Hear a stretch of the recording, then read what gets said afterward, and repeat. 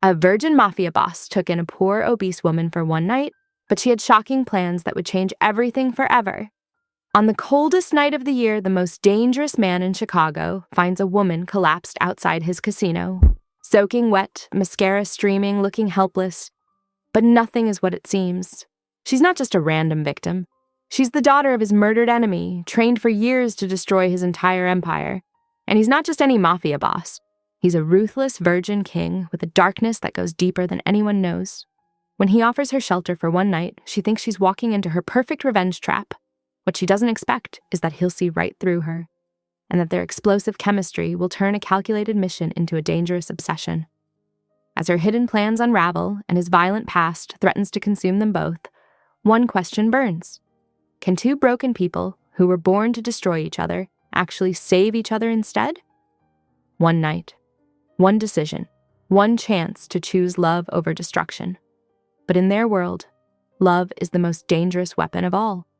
Will her shocking plan succeed? Or will she become the one thing that finally breaks the monster? The wind howled like a wounded animal through Chicago's concrete canyons, slicing through Dante Cavalletti's $1,000 wool coat as if it were tissue paper. Blood dried dark on his knuckles. The traitor's blood spilled quietly in the casino's back room, where lessons were always taught with brutal efficiency. 10 o'clock, and the Velvet Crown's neon sign flickered against the midnight black winter sky. Another night, another body disposed of. Business as usual. But something was different tonight. In the alley behind the casino, a figure huddled against the brick wall. Soft sobbing punctuated the wind's razor-sharp whistle. Dante's hand instinctively went to the Beretta tucked against his ribs, a reflex after decades in this life. Predators didn't survive by being careless. She was big. Not just large, but soft and round in a way that seemed almost vulnerable. Mascara streaked down her full cheeks, creating dark rivers on pale skin. Her soaked coat hung limply, revealing curves that spoke of comfort and warmth. Nothing about her suggested threat. And yet, something in her eyes, a flash of something sharp, quickly masked by what looked like genuine desperation, made Dante pause. "Please," she whispered, her voice a broken thing. "I have nowhere else to go." Dante knew manipulation. He lived and breathed it. But something in her broke through his usual cold calculation. Maybe it was the way her hands trembled. Maybe it was how small she looked against the massive brick wall. Maybe it was a memory, his own sister, once lost and alone. "What's your name?" he asked, voice low and controlled. Sophia Moreau." She looked like she'd been running, not just tonight, but for a long time. Her eyes darted constantly, checking exits, measuring distances, assessing threats, survival instincts that didn't quite match her helpless appearance. "I was evicted," Sophia continued. "My landlord, everything's gone. My bakery, my apartment, everything." Dante's men had already materialized, shadows in expensive suits waiting for a single command. One look from him could make this problem disappear. Another body, another forgotten story. But something stopped him. "Get her inside," he ordered. "Dry clothes, hot coffee." Marcus, his lieutenant, looked surprised. Dante never showed mercy, never deviated from the plan, but tonight something felt different. Sophia moved like she was memorizing every detail. The casino's layout, security camera positions, exit routes. Her gratitude seemed practiced, her vulnerability a carefully constructed mask.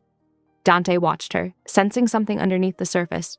A current, a danger, in the Mercedes, black, bulletproof, worth more than most people's yearly salaries. Sophia sat quietly. Her body language screamed submission, but her eyes were calculating. By 11:30, they arrived at his penthouse. 30 stories above Chicago, a glass and steel fortress that spoke of absolute control. Sophia's gaze swept the space, not with wonder, but with the precision of someone planning something. "You'll stay tonight," Dante said. Not a question, a statement. One night. That was all. Little did he know how much would change in just 12 hours. Outside, the winter continued its brutal symphony. Inside, two predators, each believing they controlled the game, were about to discover how wrong they both were. The night was young, and in the world of Dante Cavalletti, nothing was ever as it seemed. The penthouse was a cathedral of glass and steel, sterile and cold as Dante's reputation. Sophia clutched the oversized cashmere sweater he'd given her, its midnight blue fabric swallowing her curvy frame. Her fingers traced the soft material, calculating. "Are you hungry?" Dante's voice cut through the silence, sharp and controlled. He stood near the floor-to-ceiling windows, purposely keeping distance, not looking directly at her. Yes, thank you. She kept her tone soft, vulnerable, the perfect damsel in distress. Her eyes scanned the room subtly, marble surfaces, elegant artwork, potential hiding spots for documents or safes. Maria, the housekeeper, appeared with a silver tray. Roasted chicken, herb-crusted and steaming, fresh bread, a glass of red wine. Everything precise, expensive. Sophia noticed how Maria's hands trembled slightly when she glanced at Dante, fear mixed with something like reverence. Eat, Dante commanded. Not unkindly, just absolute. Sophia took delicate bites, watching him. His body was pure tension, broad shoulders rigid, hands clasped behind his back. A predator barely containing himself. Every movement calculated. She wondered about the shadows behind his eyes. What happened? He asked suddenly. How does a baker end? Up homeless in a Chicago winter? Her backstory was prepared. Practiced. My bakery failed. Rent increased. My business partner embezzled our savings. When I couldn't pay, I lost everything. Each word carefully measured. A performance of brokenness. Dante's dark eyes flickered, not quite believing, not quite dismissing. Maria returned. The guest room is prepared, Mr. Cavalletti. The room was luxurious. King-sized bed with silk sheets, walk-in closet larger than most apartments. Sophia understood immediately. This was no ordinary guest room. This was a space designed for control. You'll stay until evening, Dante stated. Not a request, an instruction. When he left, moving like liquid danger in an expensive charcoal suit, Sophia waited precisely 17 minutes. Then she began exploring. The room revealed little, everything pristine, controlled. But Sophia was patient. Years of training had taught her that information revealed itself to those willing to wait. At 2 a.m., something strange happened. Sophia heard footsteps, soft, deliberate. Outside her door, Dante stood in the hallway, listening, not entering, just breathing, hearing her breathe. Her heart raced, not from fear, from something else, something unexpected. He was protecting her and watching her, simultaneously dangerous and gentle. When dawn broke, soft gray light filling the penthouse, Dante dressed for business. Tailored suit, shoulder holster, barely visible beneath expensive fabric. A man who could kill without hesitation, who could also apparently rescue strange women from rainstorms. I'll return this evening, he said. Stay here. Don't leave. Another instruction. Another test. After he left, Sophia stood by the window. Chicago stretched below, a city of steel and shadows, just like the man who'd brought her here. Her mission felt different now, complicated. The Benedetti family wanted revenge, wanted her to destroy Dante Cavalletti, but something in her hesitated. He wasn't what she expected, and she wasn't sure anymore who was the hunter and who was truly being hunted. Chapter 3. Shadows of Revenge. The morning sunlight cut sharp edges across Dante's pristine white marble floors, a stark contrast to the darkness coiling inside me. My name isn't Sophia Moreau. Not really. I'm Sophia Moreau Benedetti, the ghost of a murdered family's last revenge. 15 years ago, I watched my father die, not just die, be obliterated by Dante Cavalletti's father in a massacre that wiped out our entire family. I was 11, pressed behind a hidden pantry door, watching blood splash across our kitchen tile. My mother's terrified whispers, the sound of gunshots, the smell of copper, all burned into my memory like a brand. I wasn't going to be another victim. I became a weapon. The years of training reshaped me, boxing coaches who turned my softness into strength, intelligence operatives who taught me strategy. Every pound I gained was camouflage, every culinary skill a cover. The world sees a plus-size baker. I see a perfect assassin disguised in flour and sugar. Dante's office was a fortress of dark mahogany and expensive leather. Locked file cabinets lined one wall, promising secrets.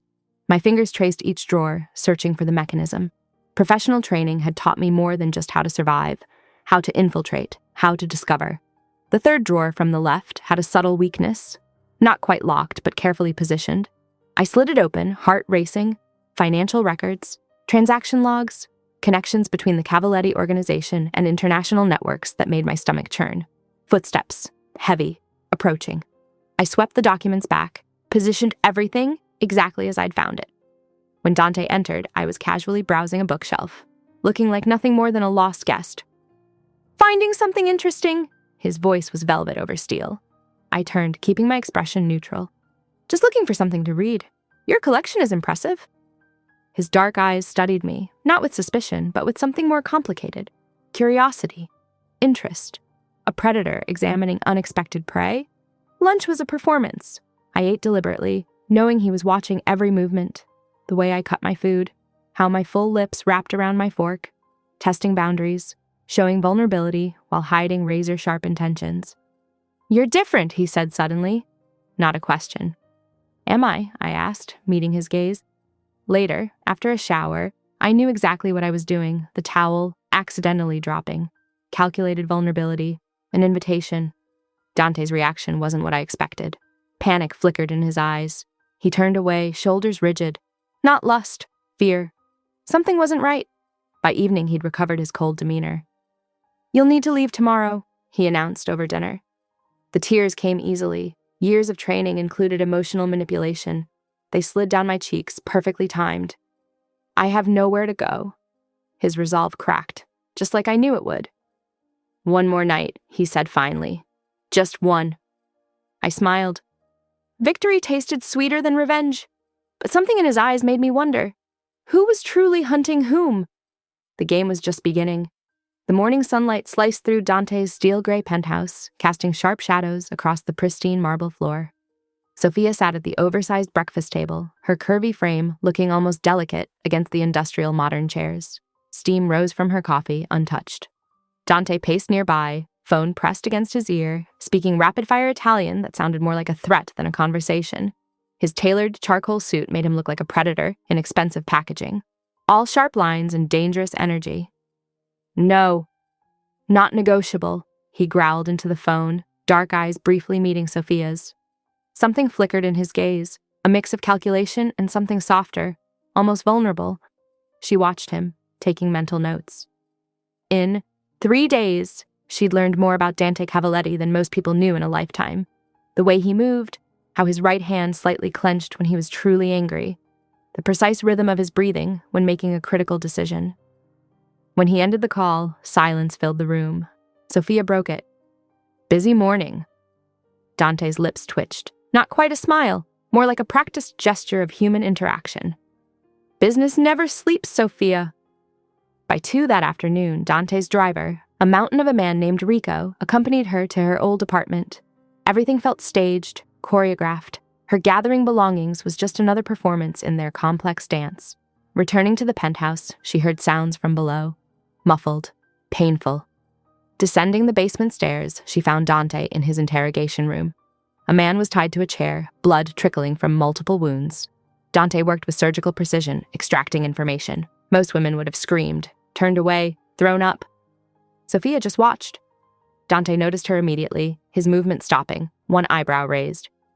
Interesting reaction, she shrugged, remarkably calm. Some people have complicated histories. Something dangerous sparked in his eyes. Recognition, curiosity. Dinner that evening was a study in controlled tension. Crystal glasses, silver cutlery, expensive wine.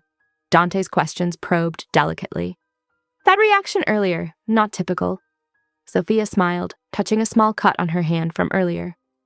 Ex-boyfriend. Let's just say he wasn't a gentleman. Dante's fingers brushed her wound, surprisingly gentle. The touch lingered. Electricity hummed between them. By 11, Sophia prepared her seduction. Silk lingerie, carefully chosen, vulnerable yet powerful. She walked to Dante's room, heartbeat thundering. He was reading financial reports, back turned. When she entered, something inside him changed. Electricity crackled, danger manifested. Get out, he said, voice like broken glass. A crystal tumbler flew across the room, shattering against the wall. Pure, violent rejection. Sophia froze. Not in fear, in calculation. Something was very wrong with Dante Cavalletti. Something beyond simple rejection. His reaction spoke of deep, unhealed trauma. Of violence that ran bone deep. And she was going to find out exactly what that was. The night settled around the penthouse like a velvet trap. Outside, Chicago's criminal underworld continued its endless dance. Inside, 2 wounded souls circled each other, one seeking revenge, one seeking salvation. Their game had only just begun. The Chicago dawn cracked harsh and gray, seeping through Dante's expansive office like a bruise. Bottles of expensive scotch littered the mahogany desk, crystal tumblers reflecting the scattered light. Sophia watched him from the doorway, her curves draped in a soft cashmere sweater that whispered against her skin. Dante looked broken. Not the ruthless Mafia Don everyone feared, but a man stripped, raw by memories. His pristine white shirt was wrinkled, dark hair disheveled.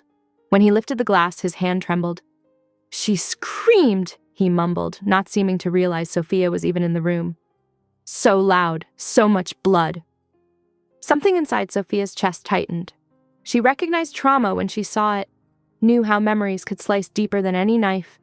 He didn't acknowledge her approach, lost in some private nightmare. Each step she took was calculated, soft, like approaching a wounded animal. When she was close enough to smell the scotch and his expensive cologne, she spoke quietly. "Dante," he startled, eyes wild. For a moment, pure terror flickered across his face, so different from the controlled monster everyone described. Just a wounded man. "I didn't hear you," he said, attempting to regain composure. But the mask was cracking. Sophia perched on the edge of the desk, deliberately casual. "Want coffee?" Not pushing, just offering. Something about her gentleness seemed to disarm him more than any confrontation could. He nodded, almost like a child. While brewing coffee in his industrial kitchen, Sophia's mind raced. The pieces were falling into place, his absolute control, the way he flinched from unexpected touch, the virgin reputation that seemed impossible for a man of his power. When she returned, Dante had straightened slightly, but shadows lingered in his eyes. "Cream?" she asked, setting down the steaming mug. "Black," he muttered. Their fingers brushed. He jerked back involuntarily, then looked embarrassed. Sophia pretended not to notice. The morning progressed in careful choreography. Sophia moved through his space, creating moments of casual contact, brushing past him to grab a file, reaching around him to adjust a lamp. Each time she watched his reaction. By afternoon, her theory crystallized. Dante's virility was a carefully constructed illusion. Beneath the brutal reputation was a man terrified of intimate touch, damaged by childhood trauma. Marcus arrived at 3, his sharp eyes taking in the domestic scene. Sophia cooking. Dante looking less like a monster and more like a man emerging from a long darkness. "Everything okay, boss?" Marcus asked, suspicion threading his tone. Dante's response was clipped. "Fine." But something had shifted. Sophia could feel it. That evening, she cooked dinner. Real food. Not the sterile catered meals that usually populated Dante's kitchen.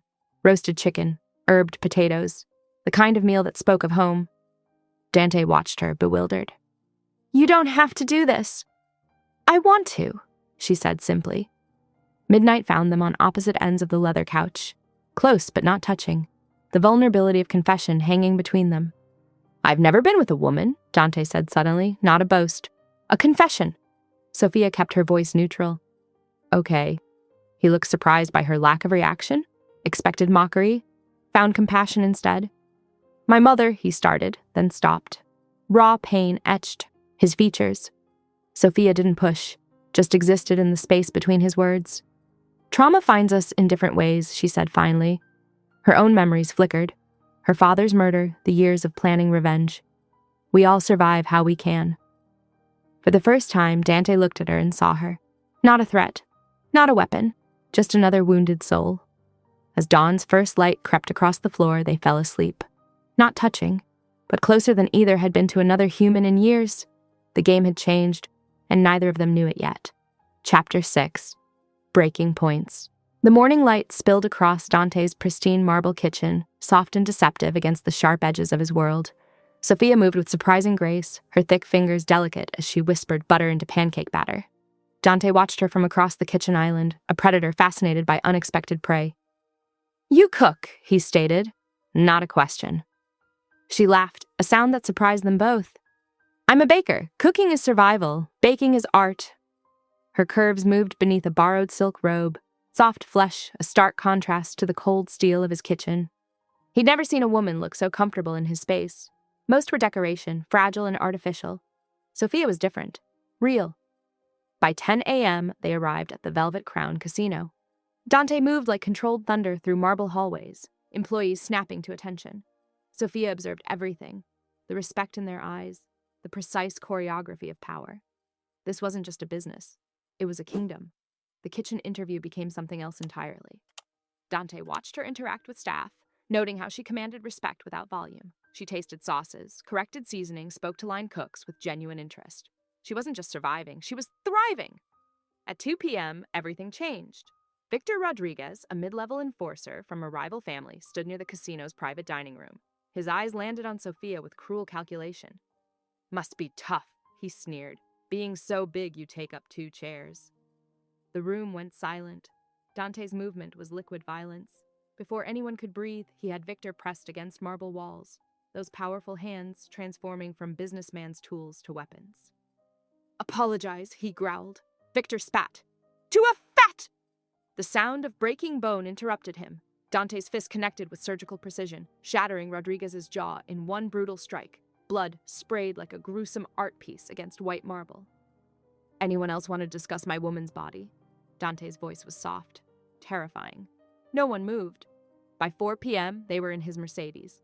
Sophia watched him, blood drying on his knuckles. Without asking, she pulled out a first aid kit from the glove compartment and began cleaning his hands. Dante froze. Touch had always meant pain. Trauma lived in his muscles, waiting to explode. But Sophia's hands were gentle, professional, healing. "Why did you do that?" she asked, quietly. "No one disrespects what's mine." The words hung between them, loaded, dangerous, not a declaration of ownership, but of protection, of something deeper neither understood yet.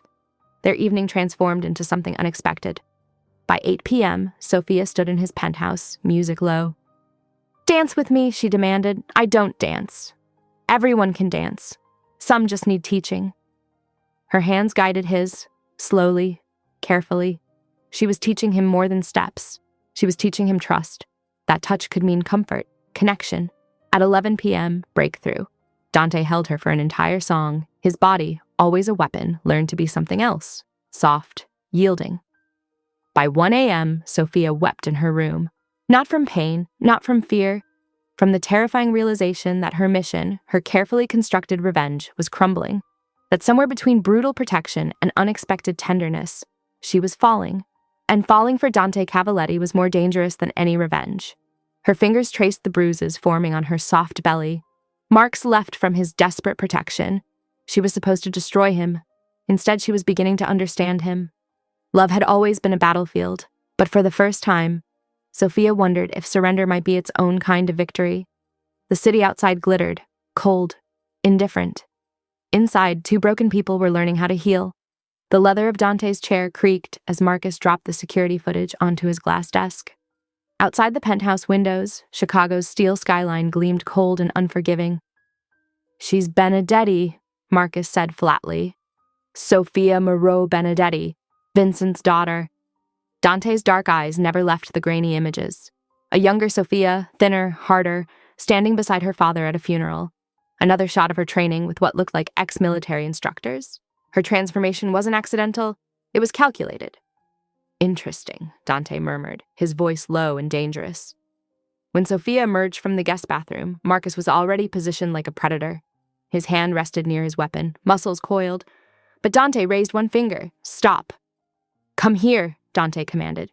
Sophia's steps were measured, no fear in her eyes. Interesting. Most would be trembling. Instead, she looked like someone calculating her next move. "Who are you?" he asked, her chin lifted. "I'm Sophia, the woman you brought in from the storm." "Wrong answer." In one fluid motion, Dante was behind her, cold steel pressed against her throat. Not enough to break skin, but enough to make the threat crystal clear.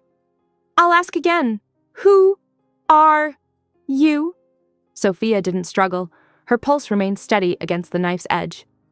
"I'm a Benedetti," she said quietly. "But not like you think." Marcus scoffed. Dante remained perfectly still. "I ran," Sophia continued. "My family, they're monsters. I wanted out. When you found me that night, I saw a chance. Sanctuary. A lie. But an intriguing one." Dante stepped back, knife lowering. "Marcus, leave us." After Marcus departed, reluctantly, Dante studied her. Sophia met his gaze without flinching. "You're good," he said, "but not good enough." By noon, she was locked in the guest room. Expensive, but still a cage. Dante wanted her close, wanted to watch, to understand. At 2 p.m., her phone buzzed. An unknown number. Photos appeared. Her mother. Terrified. Bound. A message underneath.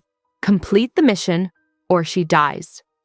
Sophia's hands shook. Her carefully constructed mask cracked for just a moment. By 6 p.m., Dante's interrogation began. Not with violence, with something far more dangerous. Quiet, relentless pressure. Your mother, he said. She's in danger, isn't she? Sophia said nothing. I can help her. But first, the truth. Tears came then. Real or performance, Dante couldn't tell. Sophia was that good. They'll kill her, she whispered, if I don't do what they want. And what is it they want? Silence. When night fell, Dante made his decision. She would stay. Not as a guest, not as a prisoner, but as something in between. At midnight, he chained her ankle to the bed. Soft gold chain, expensive, but still a chain. You want to play games, he said, lips near her ear. We'll play by my rules.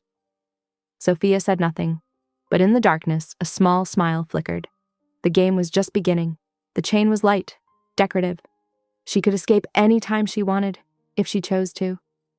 The first rays of morning light sliced through the heavy velvet curtains, casting sharp shadows across Sophia's chained wrist. She tugged gently, testing the restraint.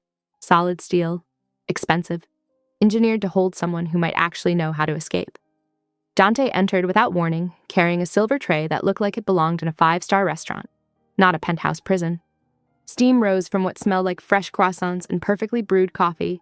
His movements were precise, almost clinical. You'll eat, he said. Not a request. He sat on the edge of the bed, pulled a chair closer. Sophia noticed how he kept just enough distance, close enough to control, far enough to feel safe. When he lifted the first bite of croissant, she was surprised. He was going to feed her, personally. Each bite felt like a power play. His dark eyes never left her face, every movement calculated. Sophia understood. This wasn't about nourishment, this was about demonstrating who controlled whom. The phone rang at precisely 10:03 a.m. Sophia's body went rigid. Dante watched, hawk-like, as she answered. Her voice remained neutral, professional. Yes. The conversation was brief, sharp. In snippets Dante could barely catch, but enough to set his blood burning. Escape, mission, deadline. When she hung up, Dante's hand was already on her throat. Not squeezing, just present. Planning something. The words were silk-wrapped steel. Sophia met his gaze. No fear. Always. By 2 p.m., she found herself in Dante's private torture room. Stainless steel instruments. Gleamed under clinical lighting. Sophia understood immediately. This was a psychological demonstration. Show her what he was capable of doing. Make her understand the consequences of betrayal. Most people break here, Dante said, running a finger along a particularly wicked-looking tool. They beg. They cry. Sophia didn't flinch. I'm not most people. Something flickered in his eyes. Respect? Curiosity? Both, perhaps. The underground fight that evening was another test. Dante brought her as his date wasn't the right word. His possession. Men twice his size battled in a concrete ring, blood splattering like dark paint. Sophia watched every moment, never looked away. When a particularly brutal knockout occurred, Dante glanced at her, expecting weakness, finding steel. You're not disgusted, Maitikish, he asked. I understand survival, she responded. Late that night, everything changed. Moonlight pooled across expensive floors as Sophia finally asked the question burning between them. Why didn't you kill me? Dante's vulnerability cracked through his granite exterior. You're the first person who saw me, not the monster, the man. One moment of truth, one crack in his armor. At 1 a.m., he removed her chain, a gesture more significant than any words. You can leave, he said, but understand something. Outside these walls, you won't survive the night without my protection. Sophia looked at the open door, then back at Dante. She stayed. The game had changed. The hunter and the hunted had become something else entirely. Something neither of them expected. Something dangerous. Something perfect. Chapter 9. Midnight negotiations? The bedroom was a cold fortress of white marble and steel, as sterile as an operating room. Sophia lay rigid beside Dante, her body a mountain of curves beneath silk sheets, every muscle tense. One wrong move, and she might shatter the fragile truce they'd negotiated. Dante's breathing was controlled, precise, like everything else about him. He lay exactly 6 inches from her, close enough to feel her body heat but not touching. A predator maintaining distance, always calculating. The digital clock blinked 3:17 a.m. when the silence finally broke. "Tell me about your father," Dante said, his voice low and rough. Not a request, a command. Sophia's heart raced. She knew this moment was a test. One wrong word, and she could destroy everything. "Vincent Benedetti was a businessman," she said carefully. "Complex, not a saint, but not a monster." A dark chuckle escaped Dante. "Everyone in our world thinks there's something more than what they are." She turned slightly, catching his profile in moonlight streaming through floor-to-ceiling windows. Hard jaw, sharp cheekbones, eyes that had seen too much violence to ever be truly soft. "And what are you, Dante?" The question hung between them, weighted with danger. His hand, which had been perfectly still, twitched. "I'm a man who protects what's his." The statement felt like more than words. Promise. A threat. "Your father killed mine," Sophia said quietly. "Do you feel anything about that?" Dante was silent so long she thought he might not answer. Then, "Business is business. Emotion makes you weak." But something in his voice suggested he didn't fully believe those words. Something raw and wounded lived beneath his controlled exterior. When dawn broke, Sophia woke to find Dante's arm draped possessively across her waist. Her breath caught. He was touching her. Voluntarily. The moment she stirred, he jerked away, panic flashing in his eyes before his mask of control slammed back into place. He disappeared into the bathroom, leaving behind a cloud of expensive cologne and unresolved tension. Breakfast was a carefully choreographed dance. Dante sat at the head of a massive mahogany table, reviewing documents while Sophia ate. His instructions were precise. "You'll accompany me today," he said, not looking up. "Family meeting. You'll sit quietly. Speak only if directly addressed." She raised an eyebrow. "And if I don't want to?" His eyes met hers, cold, calculating.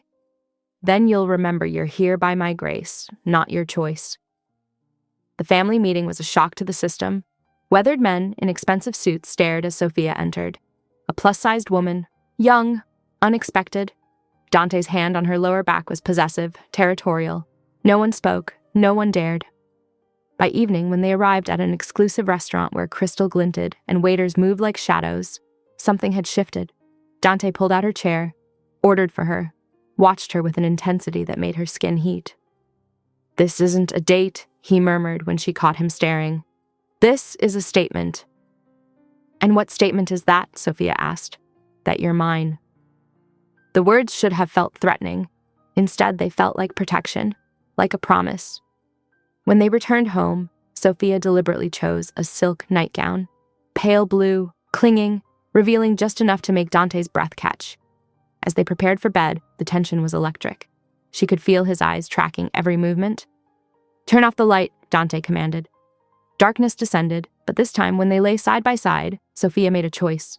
Slowly, deliberately, she took his hand and placed it on her waist. He went absolutely still. Then almost imperceptibly, his fingers spread, touching, claiming. The nightmare came like it always did, sharp and merciless. Dante's hands clutched the silk sheets, his body drenched in cold sweat, as his mother's screams echoed through the darkened bedroom. 5 a.m. The same haunting hour when his entire world collapsed decades ago. Sophia heard him first. Her soft breathing beside him changed, shifted from sleep to alert. She didn't touch him immediately, something she'd learned through careful observation. Sudden movements triggered his fight response. Instead, she spoke softly, her voice a low, steady anchor. "Dante, you're safe." His eyes flew open, obsidian dark, and wild. For a moment, she saw the fractured boy beneath the ruthless Mafia dawn. Raw, vulnerable, terrified. She waited, allowing him space to remember where he was. Her body remained carefully still, just close enough to provide comfort without overwhelming him. The penthouse was silent except for their measured breathing and the distant Chicago traffic. "Do you want water?" she asked. He nodded, a quick, jerky movement. When she returned from the kitchen, he had already composed himself, the mask of the fearsome crime boss sliding back into place. But Sophia had seen behind that mask, and that glimpse changed everything. By 8 a.m., she was in his pristine kitchen, wearing one of his oversized dress shirts and humming while preparing breakfast. Dante watched her, bewildered by the domesticity. She moved confidently, her generous curves swaying as she whisked eggs, chopped fresh herbs. "You don't have to do this," he said. "I want to." Her smile was disarming. "Everyone needs to eat." The omelet she prepared was perfect, fluffy, seasoned precisely. When she placed the plate before him, Dante stared at it like it was something alien. No one cooked for him. Not ever. At 10 a.m., everything changed. The business meeting happened in Dante's private conference room. A traitor was brought before him. Tied, bloodied, trembling, Sophia was instructed to watch, to understand the true nature of Dante's world. Dante's method was clinical, precise. He broke the man's fingers one by one, each crack punctuated by a calm question. No emotion, no rage, just business. The man's screams echoed through the marble room. Sophia watched, her face impassive. She'd seen violence before, but not like this. Not with such cold calculation. When the traitor finally broke, spitting a string of curses, he turned his hatred toward Sophia. "Fat whore!" he snarled. "Bet you spread those massive thighs for the boss just to survive." Something shifted in Dante's eyes. The temperature in the room dropped 20 degrees. What happened next wasn't interrogation. It was annihilation. Dante's controlled violence transformed into pure, unrestrained rage. He didn't just break bones, he demolished the man. Fists became weapons. Each strike was personal. Each blow spoke of something deeper, years of suppressed trauma, of watching powerlessness destroy his family. When he finally stopped, his hands were raw, bleeding. Sophia approached quietly, a clean towel in her hands.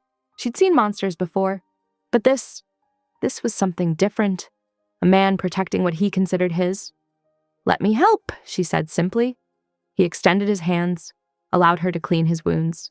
Their proximity was electric, dangerous, intimate in a way that had nothing to do with sex and everything to do with understanding. By evening, the violence seemed a lifetime away. Dante sat quietly while Sophia drew his bath, her movements gentle. She helped him undress, careful not to startle him. Her touch was clinical, professional, and yet charged with something more.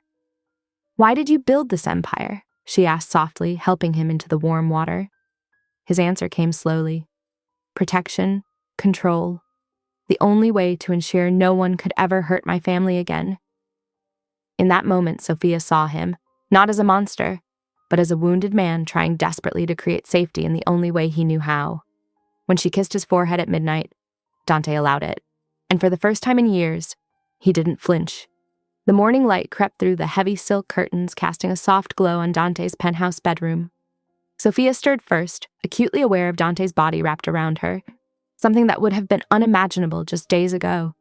His arm draped protectively across her soft stomach, fingers splayed possessively against her curves. She could feel the tension in his muscles, even in sleep. Years of survival had trained him to be alert, to never fully relax. But this morning was different. His breathing remained steady, his grip firm but not painful. When Dante's eyes flickered open, Sophia held her breath. Previous mornings had been awkward, filled with his immediate withdrawal. Today, he didn't move away. Instead, his dark eyes studied her face with an intensity that made her skin tingle. "Good morning," she whispered, her voice soft.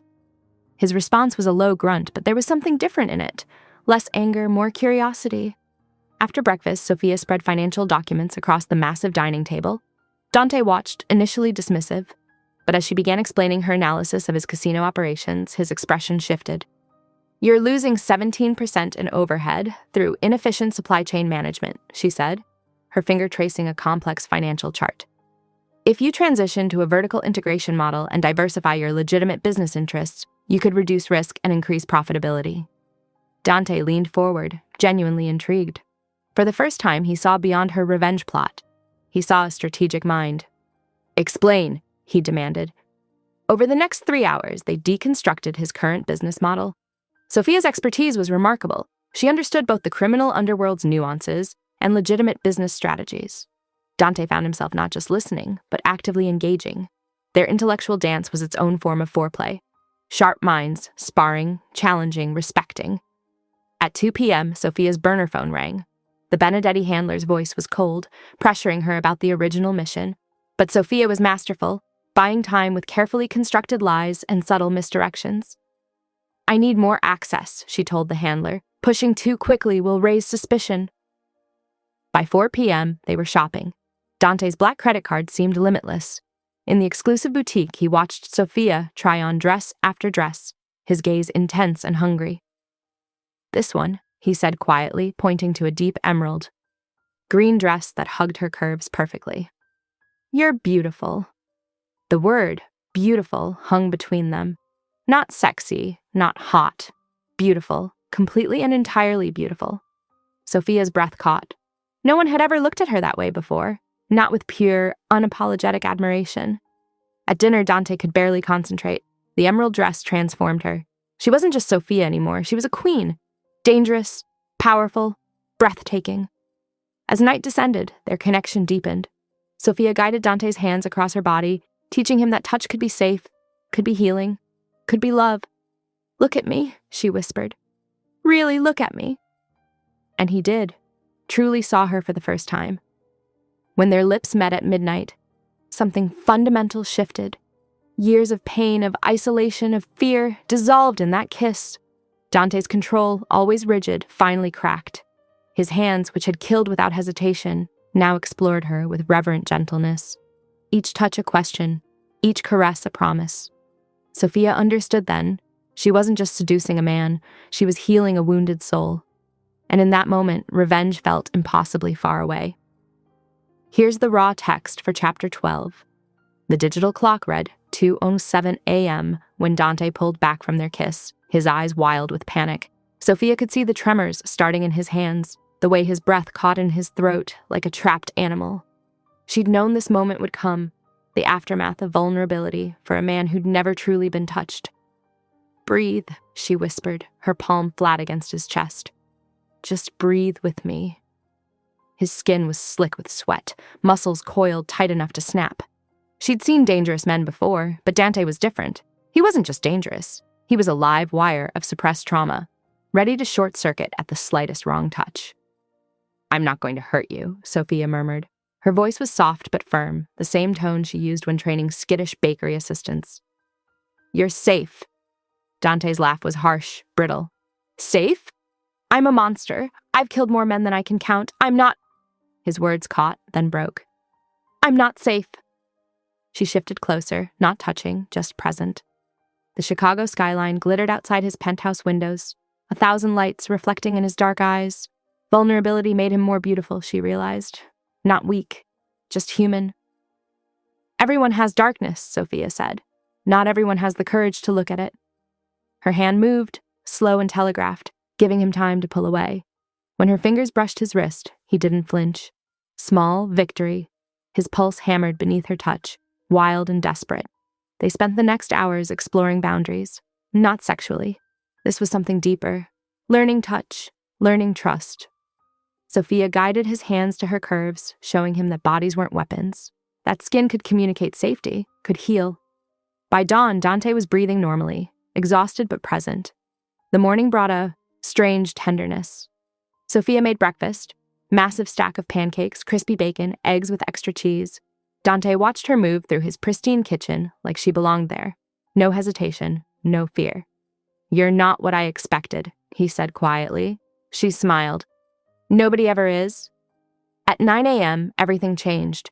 The emergency call came hard and fast. One of Dante's casino workers, a young woman named Elena, had been grabbed by the Russian Bratva.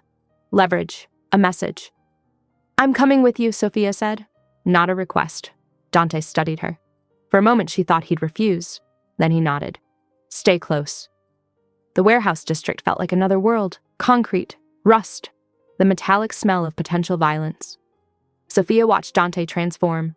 Gone was the man who'd trembled at her touch. This was a predator. 6 Russians, 2 SUVs, weapons everywhere. The negotiation lasted 17 minutes. Sophia watched, absolutely still. No fear, no judgment, just observation. When talks broke down, Dante moved like liquid violence. No wasted motion, each strike calculated, each kill precise. Blood splattered his expensive charcoal suit, but he never lost control. 6 men. 17 seconds.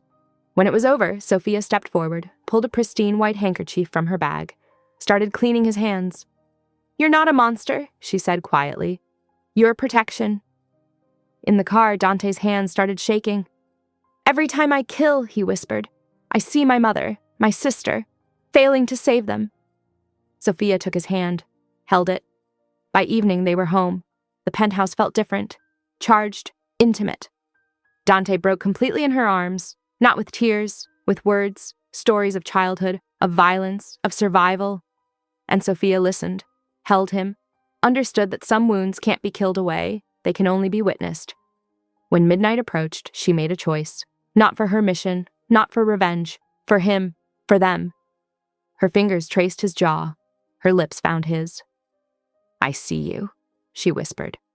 All of you. And for the first time in his life, Dante believed he might be worthy of being seen. Chapter 13. Midnight's Surrender. The city's pulse thrummed outside, but inside Dante's penthouse, time seemed to suspend. Sophia's fingers trembled as she traced the hard line of his jaw, knowing this moment could shatter everything. 18 years of suppressed hunger lived in the space between them. Touch me, she whispered. Not a seduction, a healing.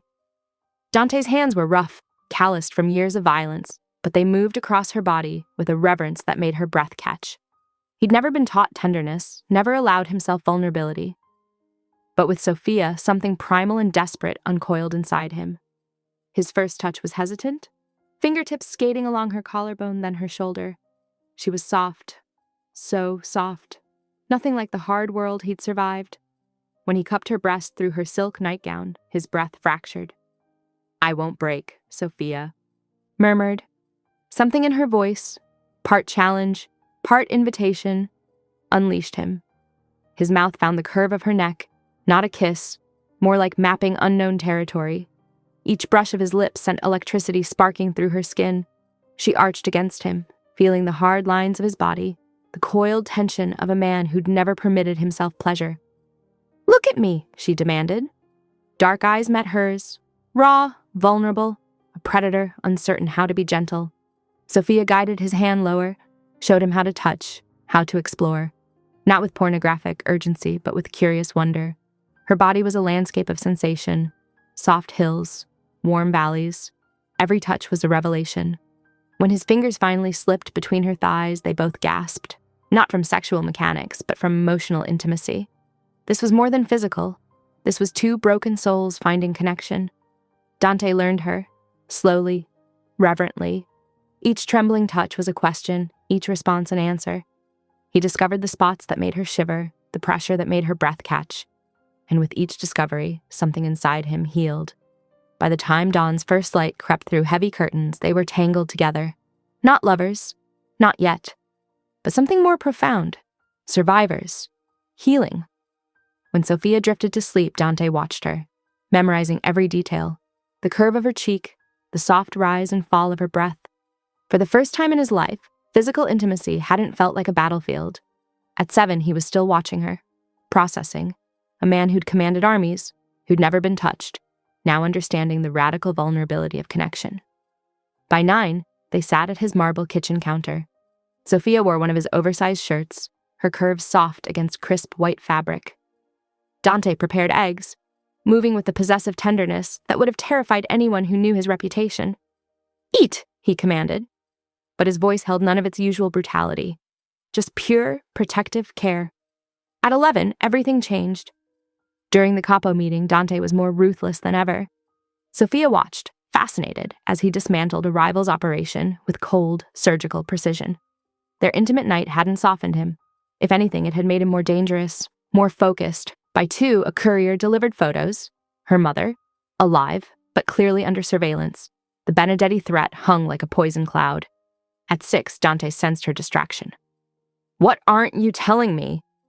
Partial truth was her shield. My mother. She might be in danger. His response was instant. Not weakness, protection. I'll handle it, he said. And she believed him. By 10, she was crying in his arms. Guilt, fear, the complex emotions of a woman caught between revenge and love. Midnight approached. The city outside continued its relentless rhythm. But here, in this moment, 2 wounded souls found unexpected grace. Dante held her, and for the first time, touch meant healing, not harm. Here's the raw text for Chapter 14, capturing the essence of the story outline while maintaining the dark romance style. The digital clock's red numbers screamed 1:07 a.m. when Sophia's tears finally came. Silent, devastating tears that carried years of pain, betrayal, and unexpected vulnerability. She wasn't crying about what happened with Dante. She was crying about what was about to happen. Her fingers traced the faint bruises on her wrist from where Dante had gripped her earlier, not in violence, but in desperate connection. Those hands that could kill without hesitation had touched her with a reverence that shattered something inside her. Dante misread her tears. In the pre-dawn darkness, he turned away, his muscular back a wall of rejection. "If you regret what happened between us, say it," he muttered, his voice cold steel. "But don't expect me to apologize for finally claiming what's mine." He didn't understand. These weren't tears of regret. They were tears of impending destruction. By 7 a.m., tension hung in the penthouse like thick smoke. Dante moved with mechanical precision, his suit immaculate, his movements calculated. He ignored Sophia during breakfast, speaking tersely into encrypted phones, signing documents that likely sentenced men to death with a simple signature. Sophia watched, her heart racing. She knew today was critical. Between 10 a.m. and 3 p.m., she worked meticulously. While Dante assumed she was merely existing in his world, she was gathering intelligence. Her plus-size body, often underestimated, moved with surprising grace as she photographed documents, copied encryption keys, traced communication patterns. That's when she discovered something shocking. Marcus, Dante's trusted lieutenant, wasn't entirely loyal. Fragments of intercepted communications suggested he was playing a dangerous double game, potentially working with competing factions. By 4 p.m., Sophia needed to warn Dante. Her entire plan, her original mission of revenge, had transformed. Now she wanted to protect him. "We need to talk," she told him, her voice steady. Dante barely looked up from his laptop. "Not now." "It's about Marcus," she pressed. "He's..." "Enough." His tone was glacial. The morning's vulnerability had vanished, replaced by the ruthless dawn she first encountered. "I don't need relationship advice or office politics from you." Her warning died on her lips. The distance between them felt infinite. At 7 p.m., everything changed. A rival family had attacked one of Dante's shipments, a strategic move designed to provoke a response. Instead of sending soldiers, Dante took Sophia with him. "Watch," he commanded as they entered an industrial warehouse. "This is who I am. This is my world." The survivor of the attack was tied to a chair. Dante's methods of extracting information were surgical, brutal. Sophia watched, not with horror, but with a strange understanding. Violence was a language in this world, and Dante was fluent. When the man finally broke, revealing critical information about the attack's mastermind, Dante was almost gentle in his final blow. One precise strike, instant, merciful in its own twisted way. But the night wasn't over. As they prepared to leave, a wounded attacker made a desperate move. Somehow, he'd hidden a knife, his target, Sophia. What happened next stunned Dante. Sophia didn't freeze, didn't scream. In one fluid motion, she grabbed a nearby pipe and struck the man's temple with calculated precision. The attacker dropped, unconscious but alive. Dante stared, something shifting in his dark eyes. Not just attraction, respect. By 11 p.m., they were back in the penthouse. Dante's entire demeanor had changed. Gone was the dismissive distance. Now he looked at her like he was seeing her for the first time. "Who are you?" he demanded. "Really?" Sophia met his gaze. No more lies, no more hiding. "I'm the woman who's going to save you," she said quietly. "Whether you want me to, or not." The chapter ended where it began, with a clock marking time, 1:08 a.m., but everything had changed. The pre-dawn light filtered through the steel-reinforced windows of the Cavaletti training room, casting long shadows across the polished floor. Sophia's breath came in sharp, controlled bursts as she faced Dante, her body coiled with potential energy. 4 a.m. Training time. "Again!" Dante commanded, his voice low and controlled. She told him last night about her self-defense training, a carefully constructed lie woven with just enough truth to be believable. How she'd learned to protect herself after a traumatic assault, how she'd transformed her vulnerability into strength. The story had worked perfectly. Dante looked at her now with a mixture of respect and barely contained arousal. Their sparring sessions had become something more than simple combat training. Each movement was a dance, each block and strike a form of intimate communication. Sophia knew exactly how to push his buttons, how to make him lose that iron control he prided himself on. This morning she struck first, a quick feint to the left, then a sharp strike aimed at his kidney. Dante moved with inhuman speed, catching her wrist mid-strike.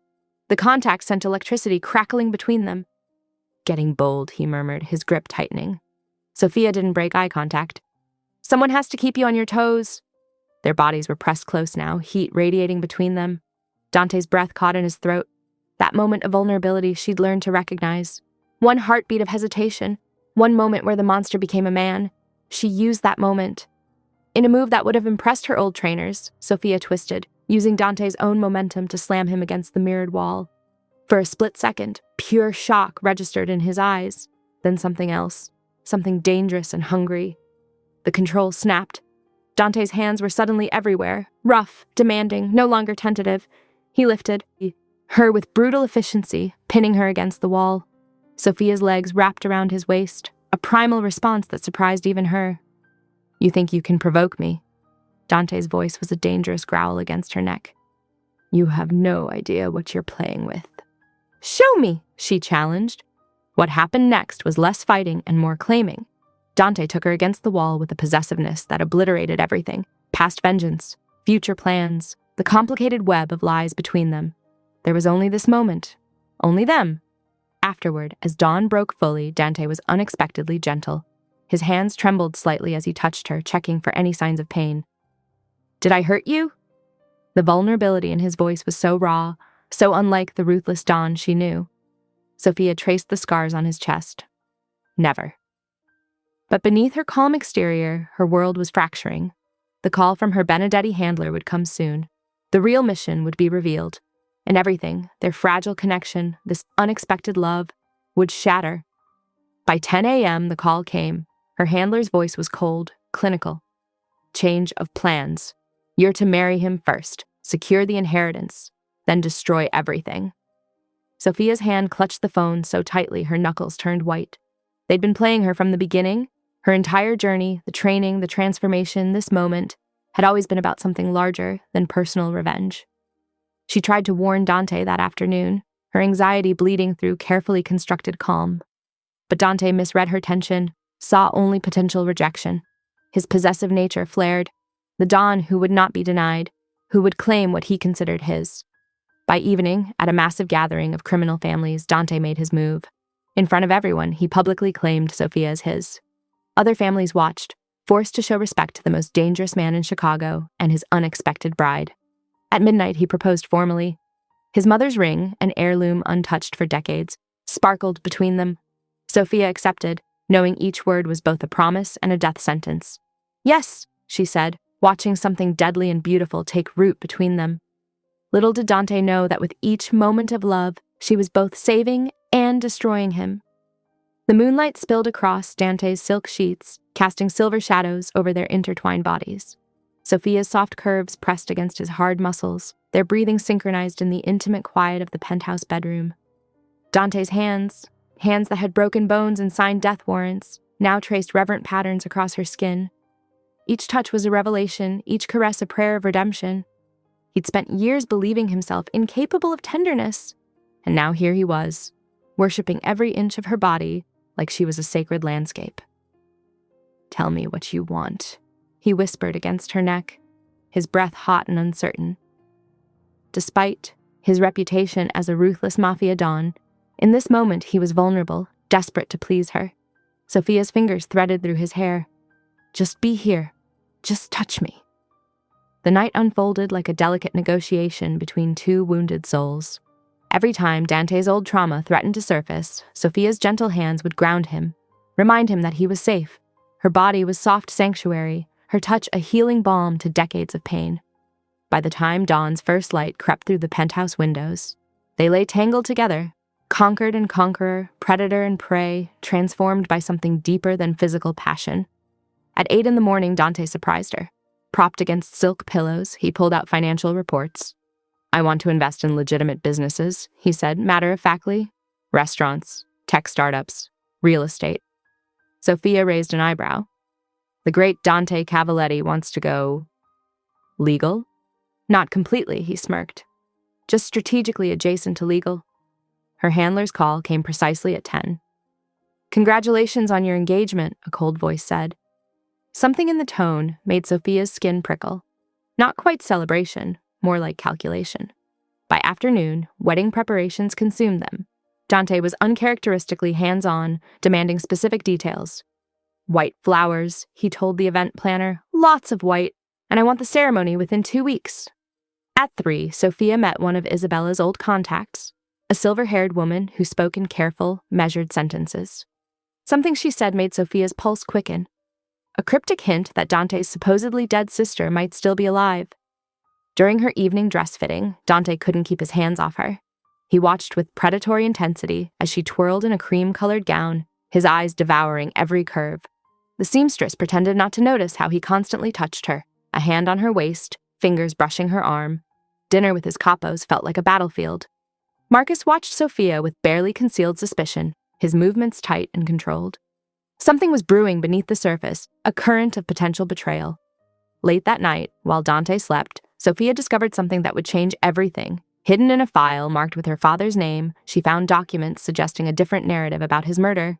The evidence hinted that the story she'd built her entire revenge around might be a lie. Her father might not have been killed by Dante's family at all.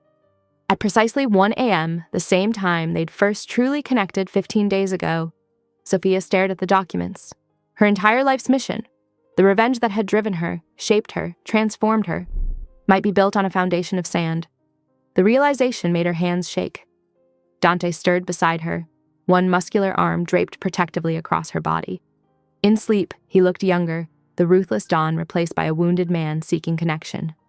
Sophia realized in that moment that love was far more complicated than revenge, that healing was messier and more beautiful than destruction, that sometimes the monsters we're taught to fear are just wounded souls waiting to be understood. Her fingers traced the documents. Everything was about to change, and she was ready. Darkness pressed against the floor-to-ceiling windows of the Velvet Crown's VIP suite, and Sophia's hands trembled as she uploaded the fabricated FBI files into the casino's secured network. Each keystroke felt like a knife against her own heart. Her phone vibrated, a text from her Benedetti handler. Complete the mission or your mother dies. Tonight. The weight of her mission crushed her. She'd never wanted this. To destroy Dante, to betray the man who had slowly peeled back her defenses and seen her true self. Her fingers hovered over the keyboard, tears blurring the digital evidence she was about to submit. Dante's reflection appeared behind her in the glass. Are you all right? She forced a smile. Just wetting nerves. His hand touched her shoulder, warm and protective. The same hand that could kill without hesitation now rested on her with infinite gentleness. How could she destroy this man who had become her entire world? At 6 p.m., the Mafia gathering transformed the casino into a glittering battlefield of power and secrets. Crystal champagne flutes clinked, expensive suits brushed against designer gowns. Sophia wore a deep burgundy dress that hugged her curves, the fabric whispering against her skin with each calculated step. Her Benedetti handlers watched from strategic corners. Marco, her cousin, gave her a cold, calculating smile. Dante's grip on her waist tightened as he brought her to the center of the room. The crowd hushed. Tonight, he announced, his voice carrying the brutal promise of a man who ruled empires. I'm not just declaring my engagement, I'm declaring a new future for our family, legitimate businesses, investments, a legacy that protects our children. Sophia felt his gaze, intense, possessive, loving. He was offering her everything, and she was about to destroy it all. At 8:30 p.m., the first signs of chaos emerged. Distant sirens, whispered warnings. Sophia's heart raced as she recognized the prearranged signals of the FBI raid. Then Dante saw the photos, carefully crafted images showing her in compromising positions with other men. His handlers had strategically placed them where he would find them, triggering his most volatile instincts. His grip on her arm became steel. You played me, he said, voice low and deadly. The room around them dissolved into white noise. Dante, listen! But he wasn't listening. The Virgin King who had learned vulnerability through her was gone. In his place stood a monster, betrayal burning in his eyes. He pulled his gun. One smooth motion, pressed against her heart. Everything was a lie, he said. Marco watched from the shadows, a predatory smile spreading across his face. The plan was working perfectly. Sophia saw the moment Marco would make his move, saw the glint of his weapon, the calculated angle of his shot. I love you, she whispered to Dante. Not a plea, a truth. Then chaos erupted. A gunshot rang out. Not from Marco's direction, but from behind Dante. Time seemed to slow. Dante's body jerked, shock replacing rage in his eyes. Blood blossomed across his pristine white shirt. He collapsed, falling toward Sophia. She caught him, her hands pressed against his wound, desperate to stop the bleeding. "No, no, no," she chanted, her world narrowing to his failing heartbeat. Around them, the Mafia world shattered. Gunshots, screams, the empire they had built together crumbling in seconds. Dante's eyes found hers, not with accusation, with a final devastating love. "Protect our future," he whispered. Then darkness. Sophia held him, her tears mixing with his blood, knowing everything was about to change. The Virgin King was falling, and she would be the one to resurrect him. The ballroom exploded with chaos. Gunshots cracked like whips, shattering crystal chandeliers and expensive marble. Dante's men moved like shadows, brutal and precise, cutting through Benedetti soldiers with calculated violence. Sophia's white wedding dress was splattered with blood, her body tense as Marco pressed the cold steel of a gun against her temple. Her heart raced, but her hands remained steady. Everything she'd learned from Dante, about survival, about watching and waiting, crystallized in this moment. "Choose," Marco snarled at Dante.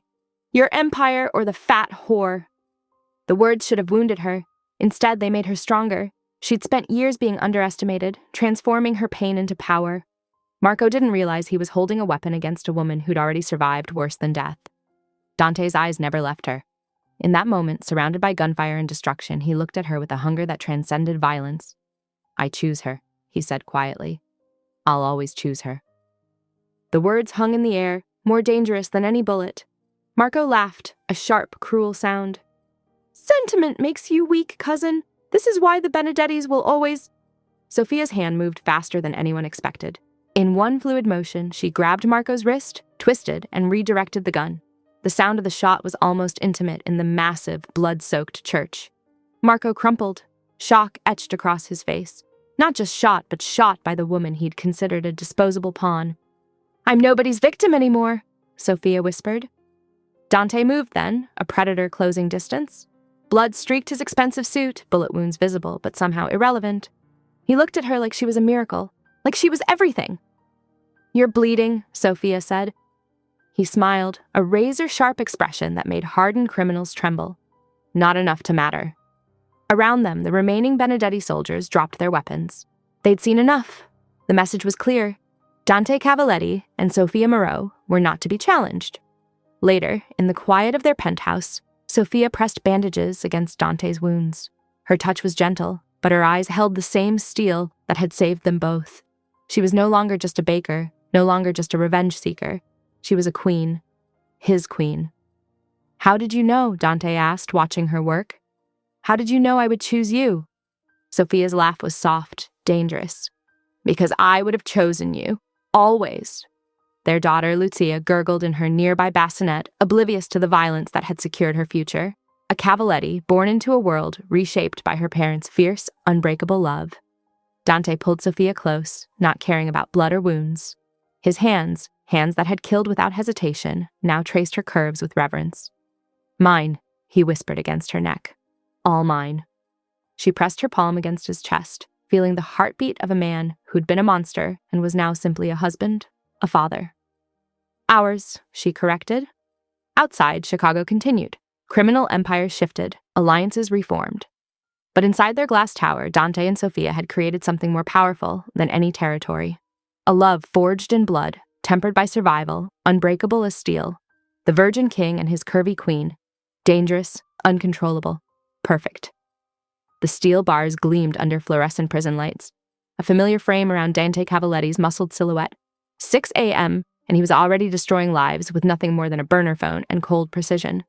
"Marcus," he growled into the device. "Track every single connection to Sophia Moreau.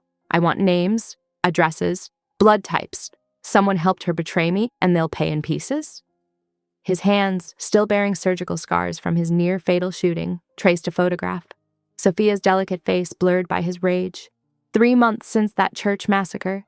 3 months of systematic hunting. And he'd reduced the Benedetti network to trembling remnants. The prison might contain his body, but not his empire, not his vengeance. Guards moved carefully around him. They'd learned quickly that Dante Cavalletti operated differently. His cell looked more like a command center. Encrypted laptops, tactical maps, communication devices smuggled in through connections that ran deeper than concrete and steel. At precisely 10 a.m., a new lawyer arrived. Slim, professional. Her glasses reflected nothing, her movements precise. Something about her felt off, familiar in a way that tickled the back of his predatory instincts. "Mr. Cavaletti," she said, her voice clipped, "we need to discuss your upcoming trial proceedings." Dante's eyes narrowed. He knew every lawyer assigned to his case. This wasn't one of them. Meanwhile, 200 miles away, Sophia Moreau sat in a Benedetti compound, her body now visibly pregnant. Her once calculated revenge had transformed into something more complex. Survival, not just for herself, but for the child growing inside her. By 2 p.m., she'd already manipulated the compound security. Small requests, extra blankets, different meal times. Each tiny concession was a strategic move, slowly expanding her freedom. The guards saw a pregnant woman. They didn't see the strategic mind calculating every single interaction. 6 p.m. brought an unexpected visitor, a woman who slipped past guards like a ghost, entering Sophia's room with practiced stealth. "You're Isabella," Sophia said. Not a question. Isabella Cavaletti, Dante's presumed dead sister, simply nodded. "And you're the woman who broke my brother's heart, and might be the only one who can save him." Their conversation was short, sharp, an alliance formed not from affection, but pure strategic necessity. By nightfall, they had a plan. 10 p.m. Sophia worked meticulously, assembling evidence, bank transfers, old communication logs, proof that the Benedetti family, not the Cavalettis, had orchestrated the original murder that started their blood feud. Each document was a weapon, carefully crafted. At midnight, Isabella accepted a sealed envelope and an ultrasound image. "He needs to know the truth," Sophia murmured. "About everything." The ultrasound showed more than just a developing child. It showed hope, redemption, a future neither of them had planned but both desperately needed. Isabella's departure was silent, strategic, like a ghost moving through walls, carrying secrets that could topple empires. Dante would receive the package tomorrow, and everything would change. His empire, her revenge, their future, all balanced on the edge of a knife, waiting for one moment of truth to slice through decades of hatred and transform everything they thought they knew. The child growing inside Sophia represented more than just a new life. It was a promise, a bridge between two broken families, a potential future where violence might finally give way to something resembling peace. Outside the Benedetti compound, night settled like a thick, dark blanket.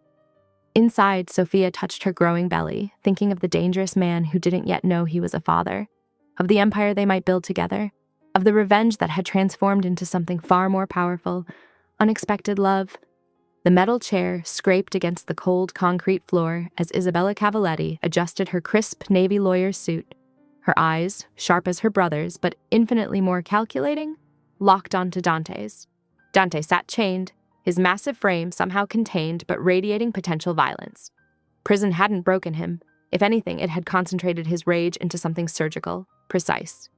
"I have something for you," Isabella said quietly, sliding a manila envelope across the tiny interview table. Dante's fingers, hands that had ended countless lives, moved with unexpected gentleness. He pulled out the first document, Sophia's recorded statements. Her voice, trembling but defiant, detailed the threats made against her by the Benedetti faction. Next came surveillance photos, proof that his father hadn't murdered Sophia's father, but had been murdered himself by Benedetti operatives. Decades of family mythology, shattered in 3 glossy 8x10s. The final document made Dante's breath catch. An ultrasound. Their child. A blurry gray image showing the tiny shape that represented everything. His future, his redemption, his hope. Something inside Dante's carefully constructed world of control and violence fractured. He started laughing, not a happy sound. This was the kind of laugh that made hardened criminals cross themselves, a sound that promised apocalyptic retribution. The chain between his wrists began to strain as his muscles contracted. One by one, the links started to separate. Isabella watched, almost dispassionately, as her brother transformed from prisoner to predator. "I want names," Dante growled. "Everyone who touched her, everyone who threatened her, everyone." By noon, he had a plan. Prison guards who owed him favors. Corrupt administrators with bank accounts that mysteriously swelled. Inmates who would create precisely the right kind of chaos. At 3 p.m., the riot began exactly as choreographed. Dante moved like liquid mercury through the violence, leaving broken bodies in his wake. Not random destruction. Each injury, each death, strategically placed to create maximum confusion. By evening, he was free. His loyal capos, those who had remained underground, waiting, materialized like shadows. They brought weapons, tactical plans, and absolute, unquestioning loyalty. The Benedetti Empire dies tonight, Dante told them, his voice cold as winter. At 10 p.m., they captured Marco's lieutenant. The interrogation wasn't long. Dante didn't need much time to extract information. By midnight, he knew about the forced wedding planned for the next day. Sofia, pregnant, threatened, forced into a marriage she didn't want. The beast inside him, the part that had been dormant, chained by societal expectations and personal trauma, fully awakened. By 2 a.m., Dante was gathering an army, not just soldiers, specialists, demolition experts, hackers, assassins. Everyone who owed him a favor, everyone who understood that this wasn't just a mission. This was personal. His phone buzzed.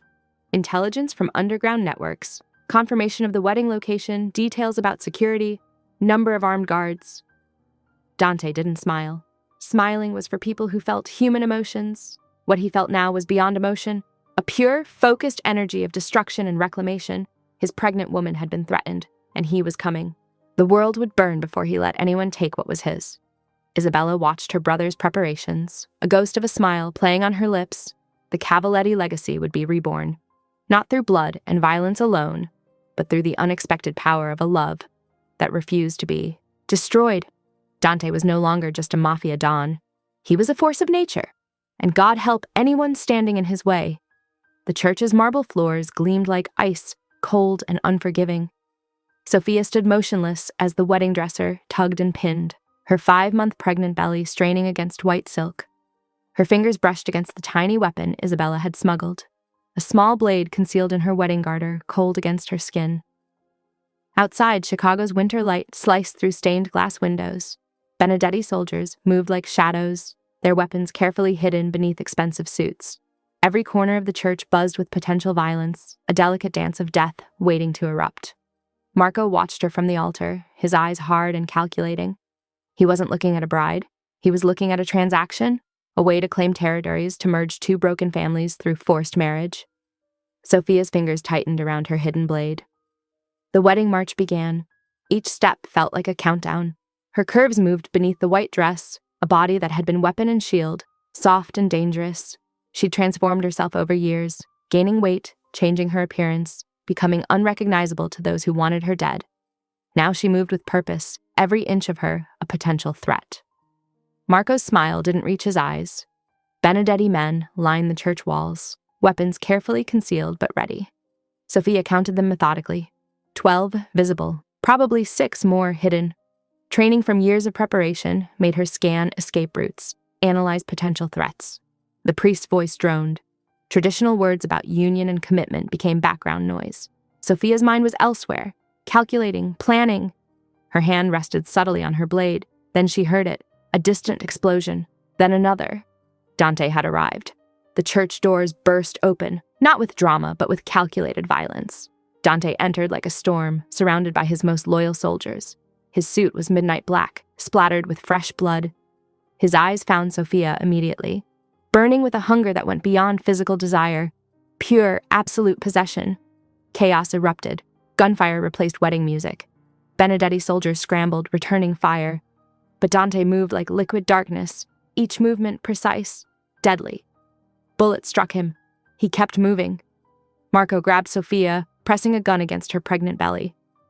"One more step and she dies," he snarled. Dante stopped. For the first time since entering, he went completely still. "Choose," Marco demanded. "Your empire or the fat whore." The church went silent. Hundreds of eyes watched. Dante dropped every weapon. "I choose her," he said quietly. "I'll always choose her." Something shifted in that moment. Not just between them, but in the very air. A promise more binding than any wedding vow. Sofia saw her moment. While Marco was distracted, she moved with a speed that shocked everyone. Her hand, the one near her garter, suddenly held a weapon. One precise shot. Marco crumpled. Blood spread across white marble, a brutal contrast to the elegant wedding decor. Sophia stood breathing hard, a warrior bride who'd just eliminated her own threat. Dante collapsed then, the adrenaline finally giving way to his multiple bullet wounds. Sophia was immediately beside him, her medical training kicking in. She'd learned to patch wounds, to stop bleeding, skills gained through years of preparation. "Stay with me," she whispered, pressing her hands against his chest. His eyes, even while losing consciousness, never left her. Pure, absolute devotion. By afternoon, they were gone. The church a battlefield. Marco dead. The Benedetti plan in ruins. Sophia's careful strategy had transformed everything. Her last thought, as Dante's arm wrapped protectively around her and their unborn child, was simple. No one would ever control her story again. The safe house's white walls seemed to close in, sterile and silent except for Dante's ragged breathing. Sophia's hands moved with practiced gentleness, cleaning the bullet wound on his shoulder. Her touch was clinical but tender, a contradiction that defined their entire relationship. "Hold still," she murmured, pressing a clean bandage against his skin. Her pregnancy made her movements slower, more deliberate. Dante's dark eyes tracked her every motion, a predator relearning how to be gentle. "I'm sorry," he whispered, the words feeling foreign in his mouth. "For hunting you, for not believing you." Sophia's laugh was soft, almost musical. "You're a mafia boss. Hunting is what you do." Her fingers traced the edge of the wound, checking for infection. "But you're learning." The room held the tension of their complicated history. Revenge transformed into something deeper, more dangerous than hatred. Dante's hand moved to her rounded belly, fingers spread wide. The baby kicked, as if responding to his touch. By evening, they were seated at a massive oak table, blueprints and intelligence reports spread between them. The Benedetti Empire wouldn't fall by accident. They would dismantle it systematically, strategically. "Here," Sophia pointed, her finger tracing a network of shipping routes. "If we cut communication between their European and North American operations, we create a vulnerability."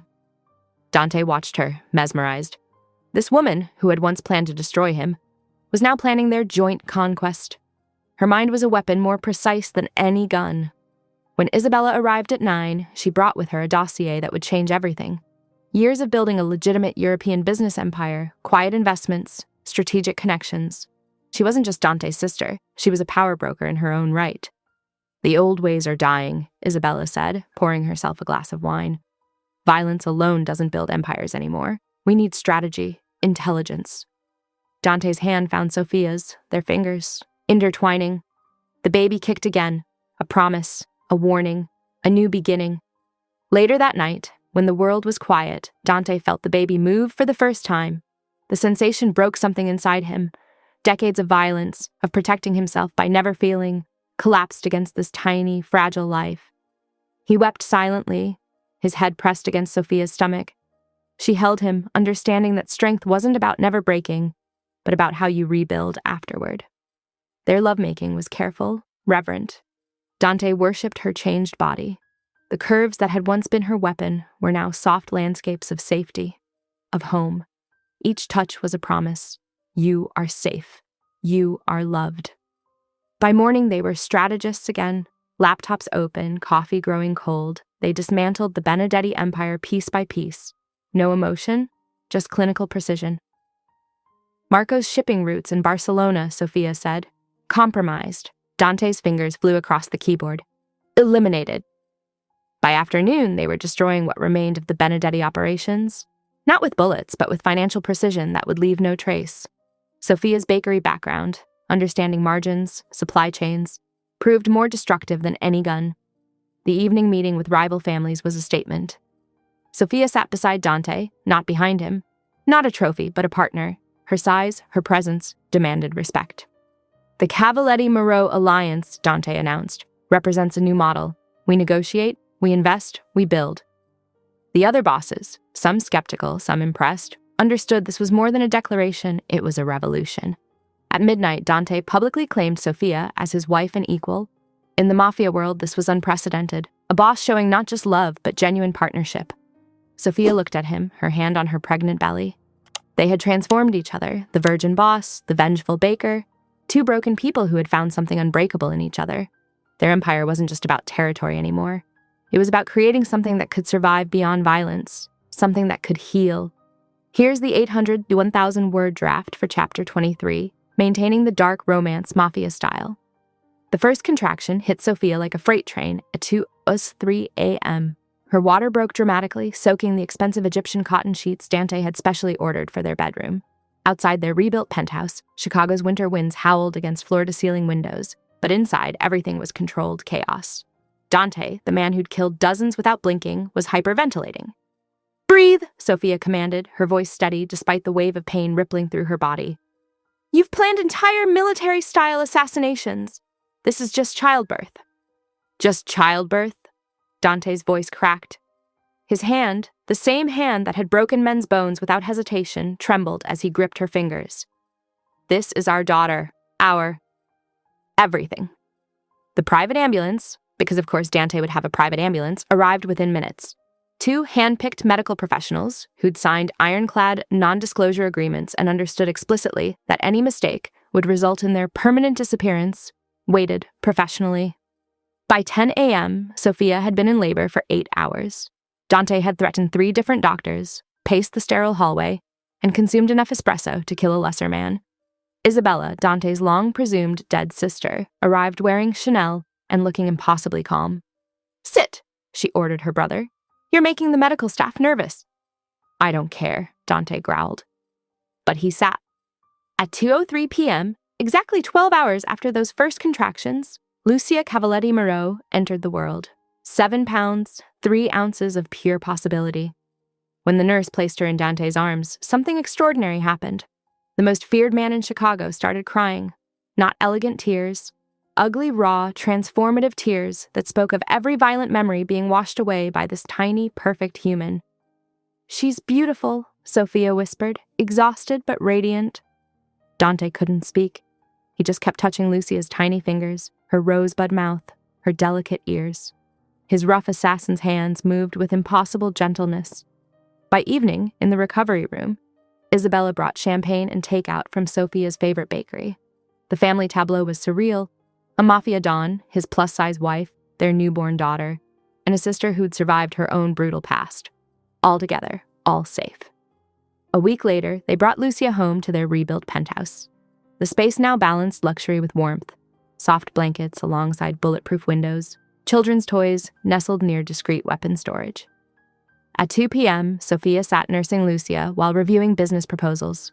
Legitimate businesses, tech startups, renewable energy investments. The Cavalletti empire was transforming, and she was its architect. Dante watched, mesmerized. The man who'd once only understood violence now understood strategy, love, compromise. "We're changing everything," Sophia murmured, not looking up from her laptop. "Everything," Dante agreed. By 7 p.m., he was on his knees before her, not in submission, but in pure, unadulterated worship. He kissed her soft belly, her thick thighs, whispering in Italian how she'd saved him, how she was his everything. Later that night, after placing Lucia in her custom-designed nursery, monitored by military-grade security systems, they came together.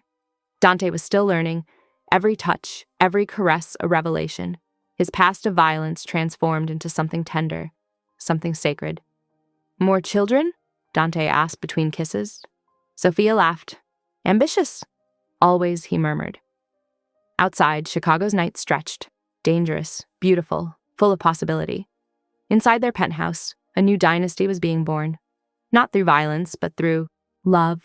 Complicated, messy, transformative love. The Cavalletti-Moreau empire was just beginning. The sun was barely peeking over the horizon when Dante stepped onto the marble training floor with his eldest daughter, Elena. At 7 years old, she already moved with a predator's grace, her mother's strategic mind combined with her father's deadly precision. "Feet, shoulder-width apart," Dante instructed, his large hands gently adjusting her stance. His fingers, capable of breaking bones just years earlier, now moved with surgical tenderness. "Always watch your opponent's shoulders. They'll tell you where the strike is coming." Elena nodded, her dark eyes serious. Behind them, Sophia watched from the doorway, one hand resting on her swollen belly. Their 4th child, another testament to their unlikely love story. She was 6 months pregnant, her curves even more luscious, her power even more radiant. "Papa," Elena whispered, "will I be as strong as you and Mama?" Dante's eyes softened. He remembered his own childhood. Violence, trauma, a world where vulnerability meant death, but he'd sworn his children would know something different. "You'll be stronger," he promised. By 9, the entire family gathered for breakfast. Their massive kitchen looked like a command center. Financial reports mixed with children's drawings, a bulletproof laptop next to a Hello Kitty sippy cup. Their twin boys, Marco and Vincent, argued over who got the last pancake while little Lucia played with her scrambled eggs. Sophia moved between them, coordinating everything. A monitor showed security camera feeds.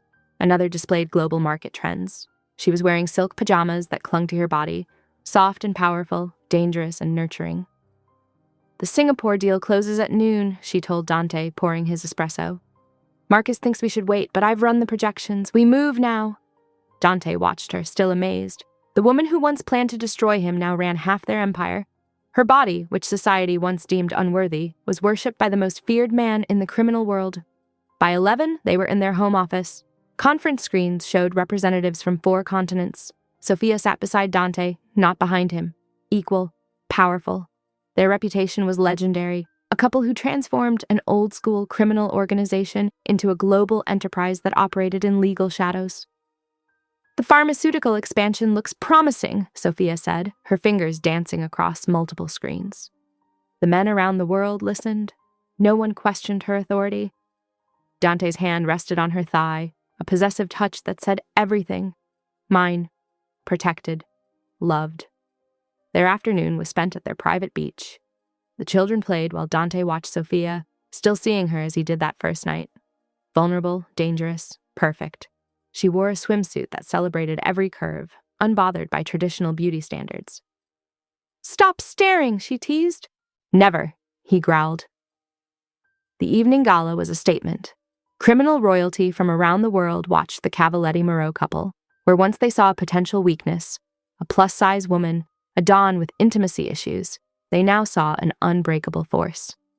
Later, in their bedroom, Dante still looked at Sophia with wonder. "Sometimes I can't believe you chose me."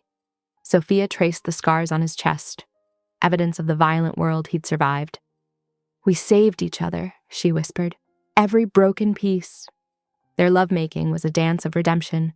The virgin king, now a devoted husband, still learning, still worshipping. Sophia's body a landscape of pleasure, power, transformation. At midnight, they talked about their ultimate dream. Taking their empire, completely legitimate, for their children, for their future. 2 monsters who found love. 2 broken souls who became whole. The Cavaletti-Moreau legend was just beginning.